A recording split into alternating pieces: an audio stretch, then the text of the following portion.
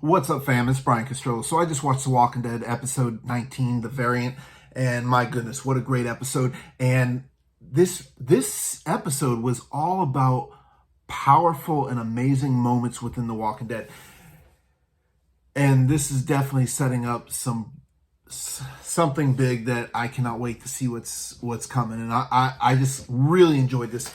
And choosing an MVP for this episode, my goodness, it was so difficult, but I'm going to tell you who that is at the end of this video.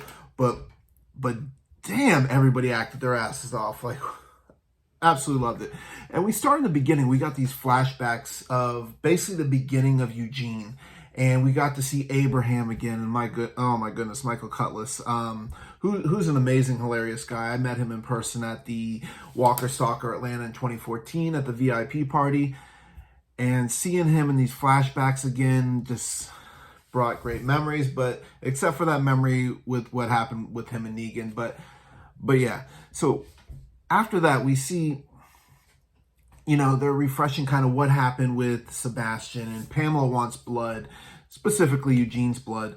And she is basically kind of hinting that if Mercer does not take care of the situation with Eugene and gets him, because someone needs to be made an example of, then his sister Max is going to be in trouble. So she's basically threatening Mercer. Either get Eugene or your sister's going to be the example. So then we see Aaron, Jerry, Elijah, and Lydia. They're out on the road, and this episode was so great. I had to take notes for this, and I'm going to be looking at them because I want to make sure I cover everything that I saw. But we see them, and there's walkers that are going by, and they're, talking about, what should we do? And Jerry, of course, being Jerry, I totally enjoyed him in this episode. But one of the key moments is, as, they decide to let the walkers go their way, one of the walkers just kind of looks back up, and that was our first clue. Now we get to see Mercer interviewing Rosita, and of course, remember, they became close throughout this whole thing, but he basically threatens her, and the back and forth. Rosita's such a badass, and just how she says, how she talks to him, she basically lets him know that, I respect you, but this is my family. What do you expect me to do? Then of course we got Eugene and Daryl, who are hiding in the church, and Rosita comes in, and they're basically saying how we need to get you out of here. You're going to be in trouble. And Eugene's like, no, I'm not leaving without Max. I mean, she is everything to me. She is now my family. I cannot leave her behind. What kind of man would I be? And eventually Rosita says, I'm going to go try and find her. But in the background, we're hearing Pamela basically telling the Commonwealth, there's going to be a very handsome reward for whoever brings these, helps me bring these people to justice. Or if you, help them get away, you're going to be made an example of, essentially threatening the entire Commonwealth. Then we see, our group with Aaron and Jerry, Lydia, and Elijah on the road. They're trying to get their horse carriage unstuck. Jerry ends up getting hurt, and I'm like, oh my gosh, this cannot be happening.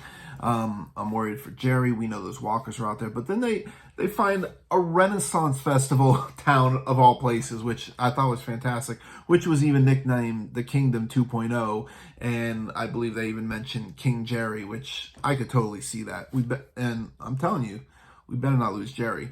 But we see Elijah try and kiss Lydia, and she kind of basically pulls back at the last moment and walks away and goes to do something else.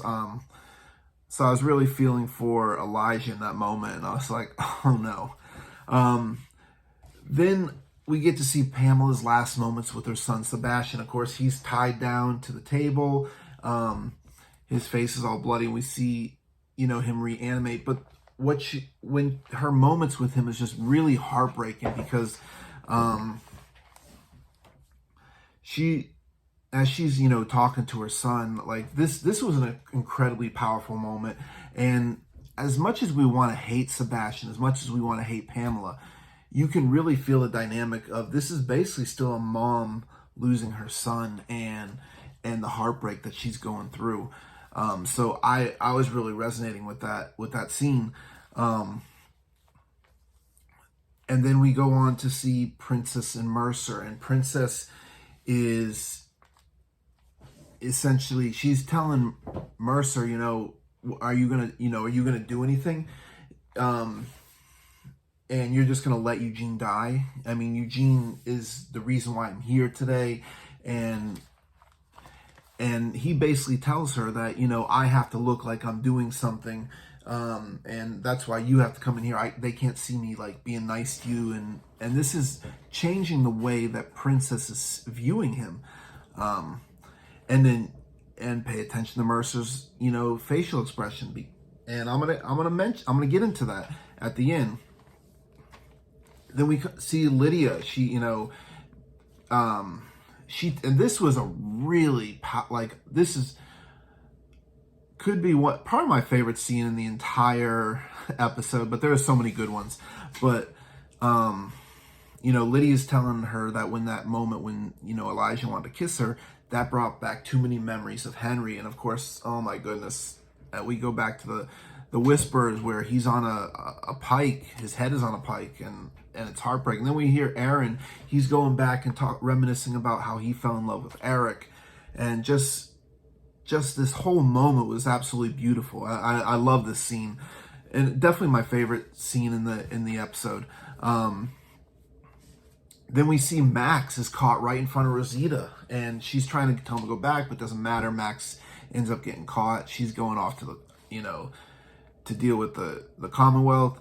And Mercer is talking to Max, and he basically wants her to lie and just say that you had nothing to do with it, and that Eugene is it was all him, and but she's not having it. She doesn't want. She loves Eugene, and this quote that she does, which I thought was really powerful. She basically quotes their dad, who was a general, and she said, "Speak truth no matter the cost." And then she goes on. Well, she mentions a couple other things, but the big thing is that she tells him that their father would be ashamed of him. Which, again, pay attention to that face. Then this part made me laugh, because we see Eugene, and he's basically telling Daryl, who wants him to go, we got to go, and he's like saying, no, I got to do this for Max, but there's a moment where he's squaring up, got the fisticuffs, like, hey, come, remind me of the Cowardly Lion. But that scene made me laugh, but it also made me reminisce about where Eugene has come from, that he's coming to this point where he's ready to throw fists with Daryl, and Daryl's just looking at him like, come on, dude, this ain't happening.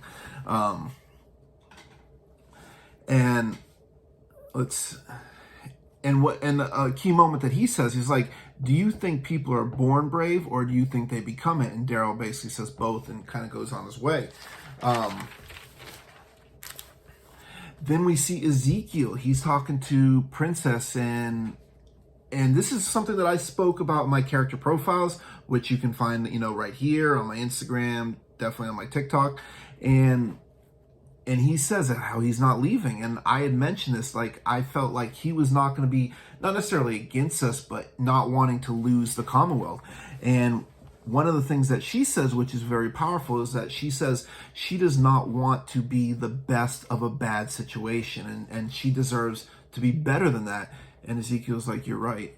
And he basically puts his hand on her shoulder and says, I'm here for you no matter what your decision. Then we see this scene, between Pam and Lance, which was erotic, it was creepy, it was just absolutely weird. We got Lance, he's tied up in this, his hands behind his back, he's on the ground, locked down in this kind of padded room, and in comes, Pamela, and she's brushing her hair, and his hair, and just kind of really erotic moment, just absolutely weird. But, She says that she knows that it was him who sent his mans to kill the cleaning crew, who ultimately killed her her son, and she grabs his coin and sticks it down in his pants pocket, which I'm like, oh my God. Obviously there is something between these two that is going to be revealed, and I can't wait. I need to know. Like, I cannot wait. But she basically says, pick a hand, and if you pick wrong, you're going to be dead. But, Lance picks right. And then they bring in her son, and basically find out that one of his henchmen was just killed, shot in the head. And she says, basically telling her the body's still warm.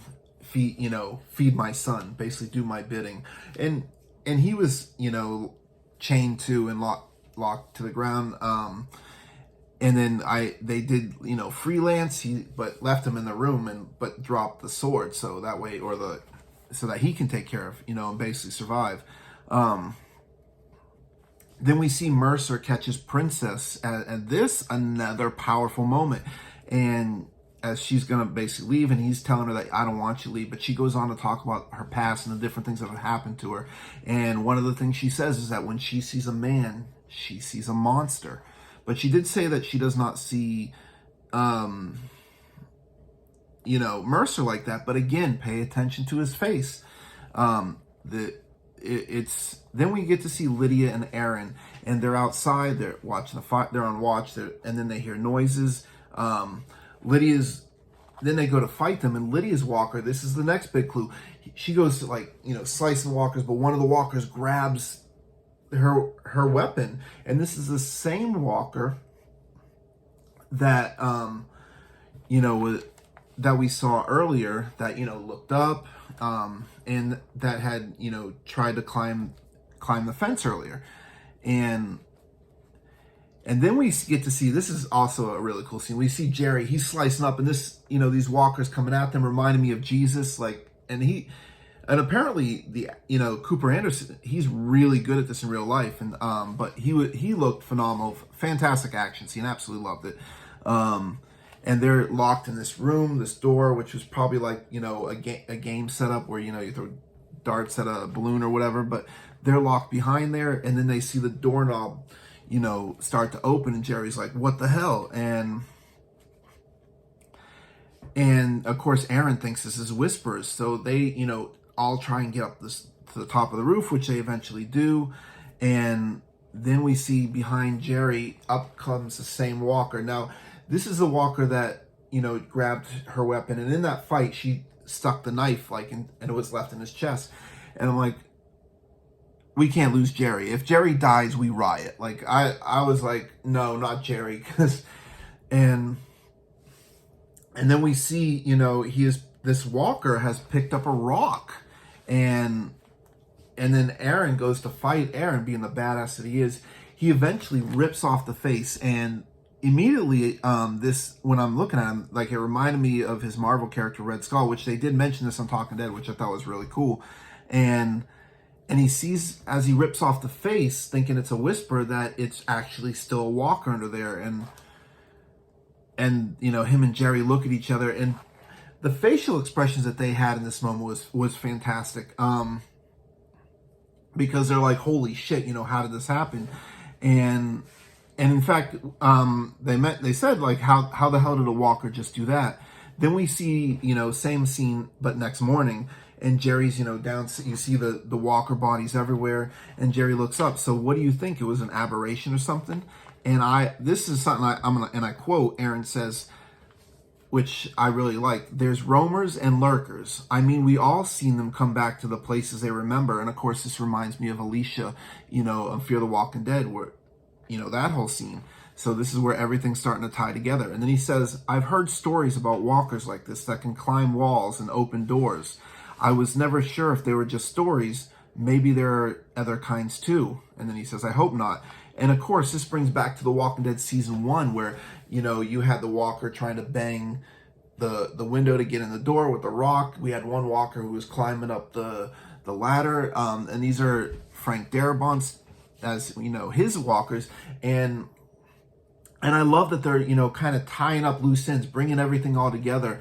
And because that, we all wanted to know, like, why isn't, they should have just did it, but now everything's tied up together, and I enjoyed that quote.